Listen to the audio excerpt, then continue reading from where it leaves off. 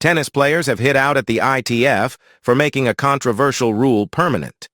After an 18-month trial, the International Tennis Federation announced that off-court coaching would be introduced permanently from 2025.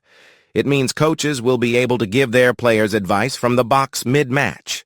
They can also use approved technology to inform their guidance. But some players aren't happy with the rule, as Taylor Fritz hit out and claimed it would ruin the sport.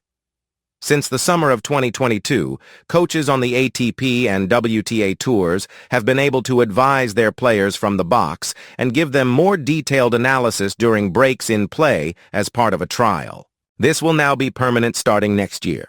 The move wasn't too popular among players even during its test period. Now that the ITF has announced an official change to the rules, some have voiced their frustration and suggested it defeats the purpose of the sport. Can we stop ruining the 1v1 mental strategic aspect of the sport, please? World number 6. Fritz wrote on X, formerly known as Twitter, when the news was announced on Monday. The American also claimed coaching would always become permanent, theorizing that tennis bosses only bring in a trial period to help players warm to the idea.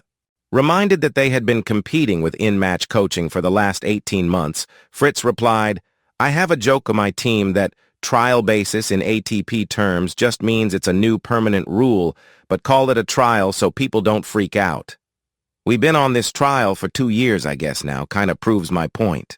Denis Shapovalov was also quick to slam the ITF for introducing off-court coaching full-time. The former world number 10 wrote, "Not just as a tennis player, but as a fan of this sport, it's sad to see this new off-court coaching rule. Tennis is special because you are out there alone. Why are you trying to change the beauty of this game?